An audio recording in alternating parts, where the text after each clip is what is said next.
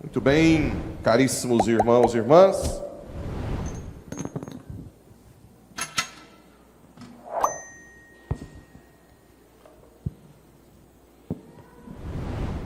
Hoje vamos aqui explanar um pouquinho mais sobre a Imaculada Conceição. Quando se fala Imaculada, está falando o quê? Sem mancha. Sim? Mancha de quê? Do pecado. Qual pecado? O que é o pecado original? Existe um primeiro casal humano, que era o único na face da terra, que tinha alma espiritual, que foi colocado à prova se realmente eles queriam amar a Deus a tal ponto de esquecer a si mesmo, ou amar a si mesmo a tal ponto de esquecer do seu Criador. Sabendo que o ser humano, assim como os anjos, nós fomos criados para Deus primeiro. Tudo bem? Os anjos não têm corpo, eles têm só espírito. Então, o intelecto dos anjos é muito superior ao nosso. Eles aprendem tudo por intuição. Então, o que acontece? Os anjos, logo depois de serem criados, também foram colocados à prova, e eles já decidiram imediatamente se vão querer Deus ou não. Tudo bem? Lúcifer, que era o líder, o mais próximo de que criado de Deus, né? Um querubim lá, um serafim, não sei. Quis honra a si, diz os padres da igreja que ele tinha inveja de que tinham que adorar a natureza humana, que depois foi para a Trindade, né? Jesus tem natureza humana, e também Nossa Senhora é rainha dos anjos. Então quer dizer que os anjos servem Nossa Senhora, já que ela é rainha dos anjos. Dizem que por inveja, ciúme, não aceitaram o projeto de Deus, tanto Lúcifer e uma terça parte. Depois, a natureza humana foi colocada à prova, tentado por Satanás, que já tinha caído, já tinha tido a queda de Satanás. Bem, então existiu o primeiro casal. Em Gênesis fala que é feito do barro e do sopro do Espírito. Não quer dizer que não tenha vindo da evolução. Sério? Sim, João Paulo II diz que a evolução hoje é mais que uma teoria, pelos fósseis. Mas não a evolução de Darwin ao acaso, que é ridícula, dizer que tudo é o acaso. É claro que tem uma mente brilhante que preparou o meu corpo para a inteligência, que a gente chama de hominização. Então, provavelmente, houve o primeiro casal que chegou na evolução maior do corpo e Deus infundiu a alma espiritual. Alguém já viu um vídeo de quando tem a fecundação de uma luz? Alguém já viu esse vídeo? Ali é muito claro que a alma espiritual, ela é infusa a partir da fusão dos gametas, né? Então, o embrião já é um ser humano que já tem alma. Então, a manipulação de embrião na fertilização in vitro é um genocídio. Para quem quer ter filho artificialmente, é um genocídio. Eles congelam os embriões depois, que já tem um monte de alma lá. Então é pecado gravíssimo. Voltando a Gênesis, não importa. Ah, padre, existiu dinossauro? Existem fósseis de dinossauro? Existem. A Terra tem 5 bilhões de anos. Gênesis tem 5.000 anos, 4.800 anos atrás, certo? Então, Gênesis conta, através de uma linguagem poética, verdades, que existiu o primeiro casal, e esse casal foi colocado à prova. E o que a serpente tentou? Comas e serás como Deus. Aqui está o pecado original. O orgulho, a desobediência, na tentativa de ser Deus. Ah, mas eu não quero ser Deus. Queremos sim. A partir daquele momento, todo ser humano nasce manchado do pecado original, com a tendência a querer ser Deus, egoísta, não querer ter defeito, querer ser honrado, e assim por diante. Todos nós temos um pouco disso. Até no Evangelho fala de João e Pedro, os filhos de Zebedeu, que pediu para ficar do lado direito e esquerdo, né? João e Tiago, desculpa. João e Tiago. E a sua mãe também pede em outra passagem, Maria de Salomé, que meus filhos fiquem do lado. Todo mundo quer ser. O simples fato de você viver sua vida como se Deus não existisse é pecado grave, ou concupiscência original. Você preocupa o dia inteiro com um monte de coisa e não pensa em Deus, não pergunta para Deus. Autossuficiência vem do pecado original. Bem, se todo mundo nasce com essa tendência, depois o pecado entrou no mundo, veio a poligamia e assim por diante, a única forma que Deus tinha de salvar a humanidade é através da encarnação. O próprio Filho de Deus se encarna. Ora, para isso, Deus quis se submeter ao sim de uma jovem humilde. Por que foi Maria? Todos os padres dizem que pela humildade dela. Era muito humilde, era pequena, por ser a menor de todas. Maria seria a nova Eva. Eva é colocada à tentação, aceita o fruto, Adão vai lá e aceita rapidamente, não é? Nem pergunta. Olha o poder da mulher. A mulher tem o poder de dar o fruto proibido ou o fruto da vida eterna. O papel da um jovem da Crisma perguntou: por que mulher não pode ser padre? Primeiro, essa ideia de que padre é superior é errada.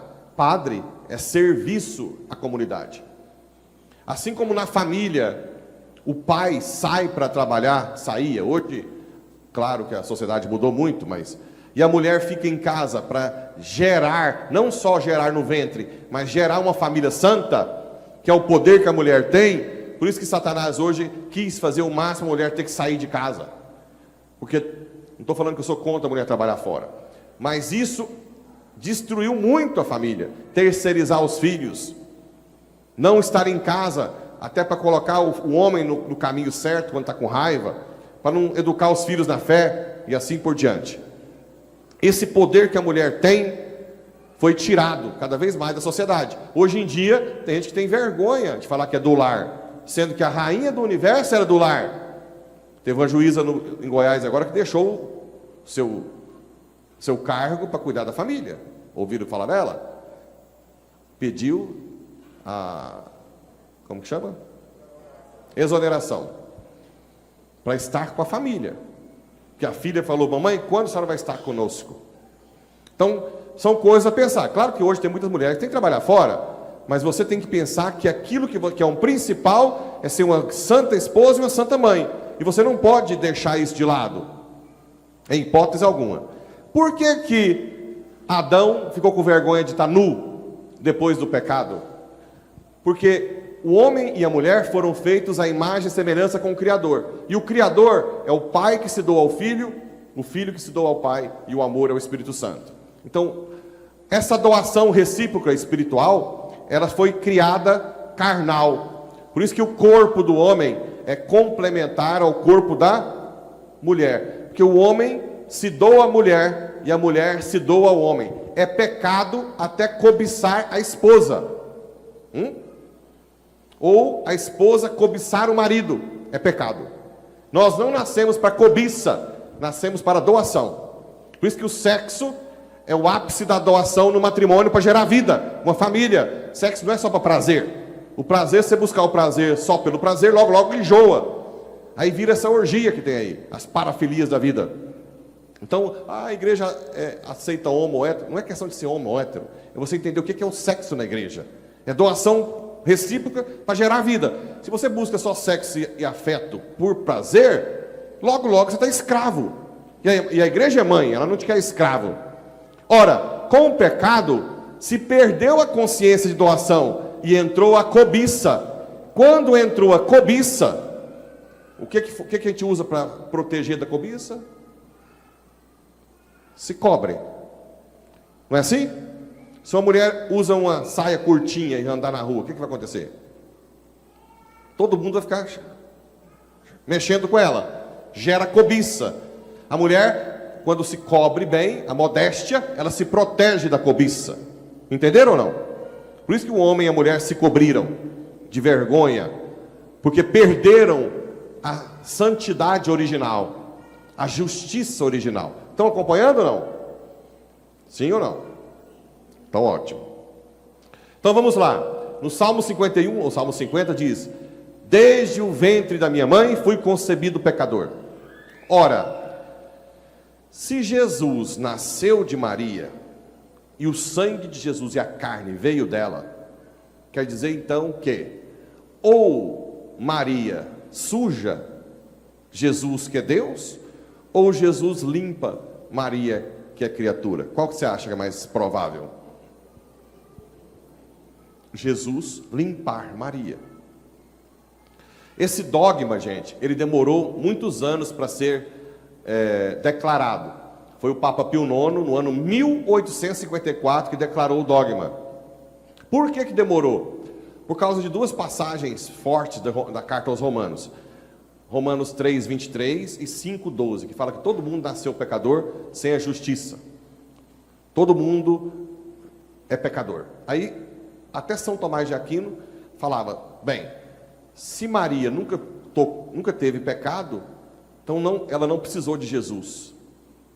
Então eles não tiveram coragem de falar que Maria era imaculada. Só que a igreja sempre observou que o povo, um dos motivos da bula, é que o povo, no geral, sempre a declarou imaculada. Engraçado, né? O povo nunca erra quando está todo mundo, na maioria, em Deus. Existe, chama sensus fidei.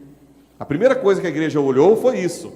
Houve sempre um monte de festas. Tinha uma festa na Inglaterra sobre a Imaculada.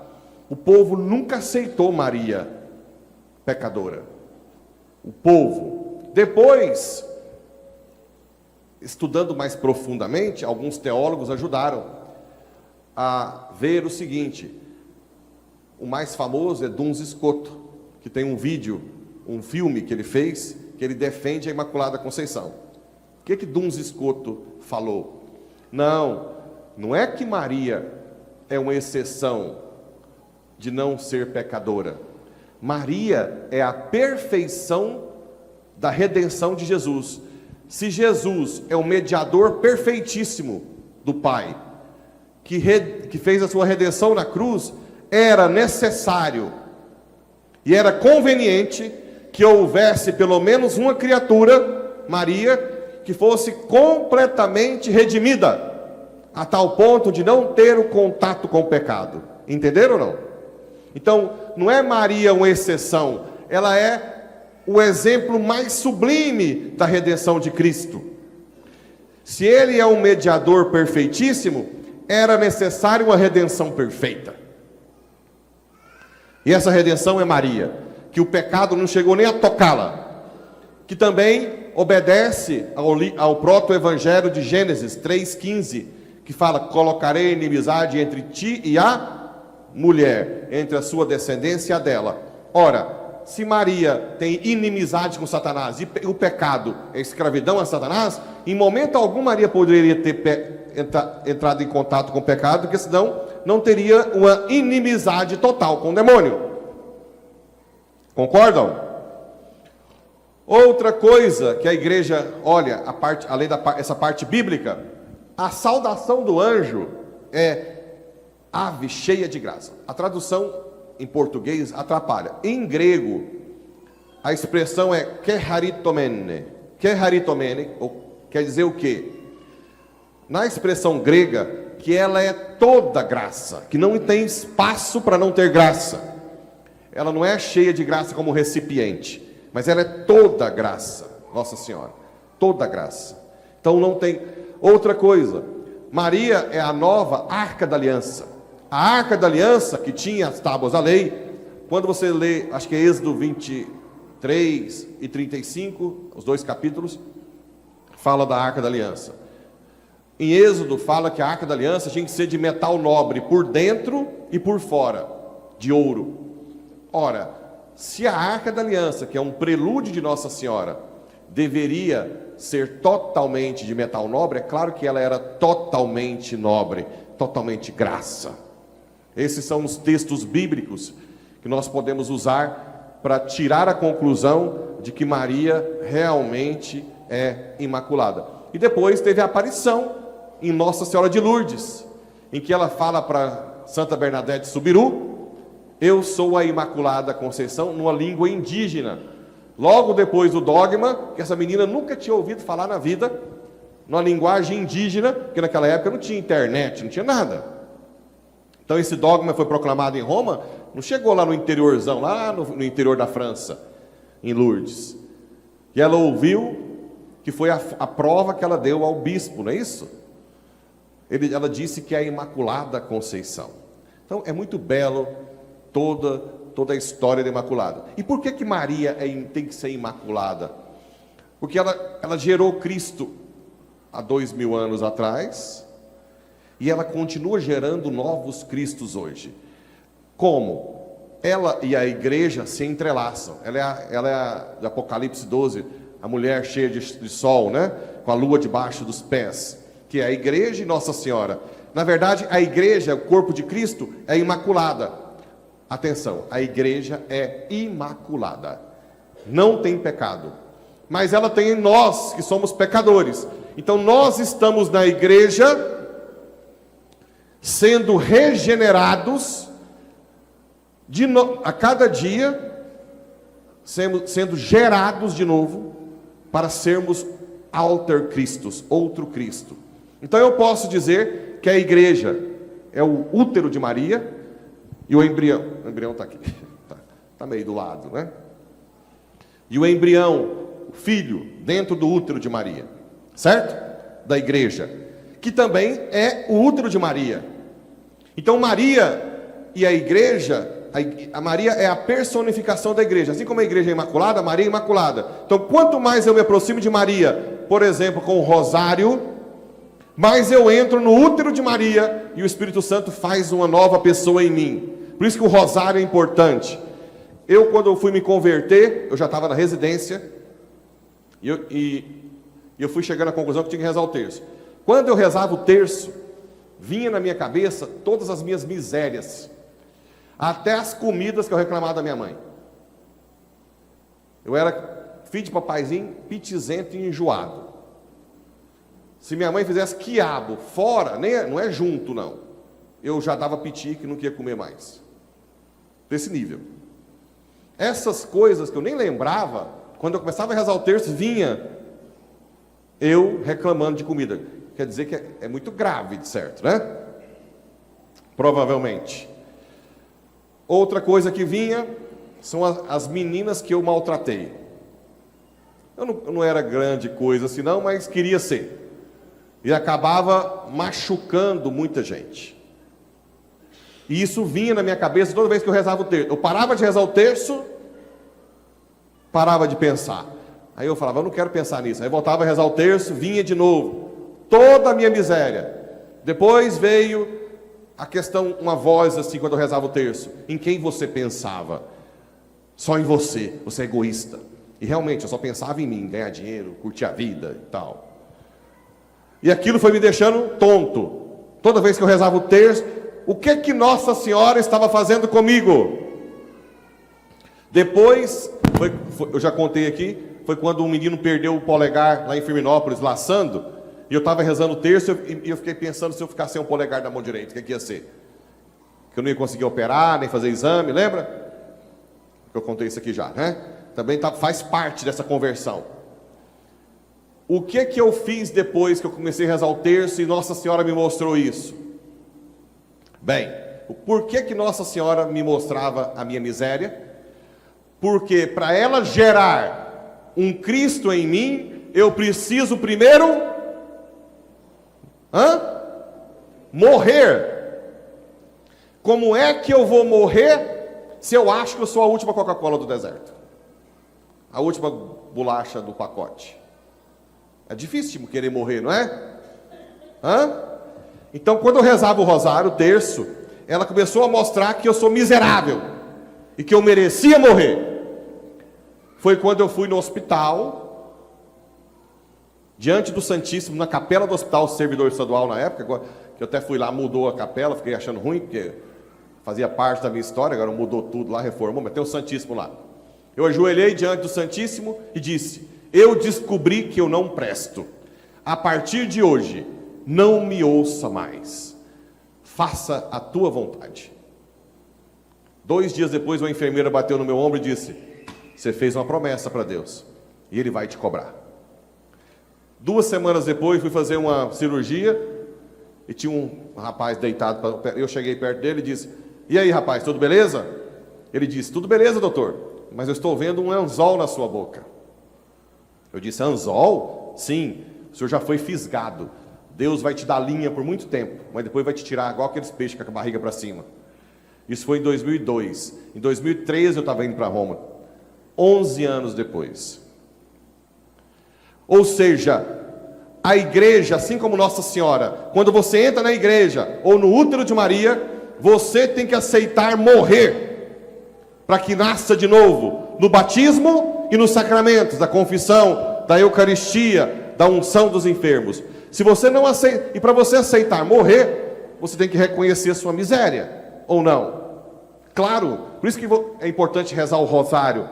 Quando você reza o rosário, você medita todas as passagens de Cristo, Nossa Senhora vai se encarregar de te mostrar quão miserável você é sozinho, e que você precisa ser renascido do útero espiritual dela, que efetivamente se faz presente na igreja, mas ela está aqui, ela faz parte também aqui na hora da consagração. Teve muitas visões místicas de Nossa Senhora atrás do sacerdote. Ela faz parte dessa geração.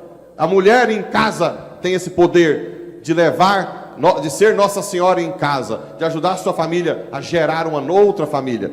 Por que a mulher não deve ser padre? Porque se todo mundo sai para evangelizar, quem é que vai ficar na retaguarda para gerar?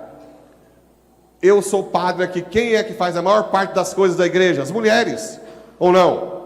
Sim, não pode todo mundo fazer. Agora, essa ideia de que um é superior ao outro, foi Satanás que colocou. Essa ideia que trabalhar fora é mais importante que estar em casa, foi Satanás que colocou. Porque a rainha do céu e da terra era do lar. Ela gerava, ela estava em casa. Então essas ideias de superioridade vieram por Satanás.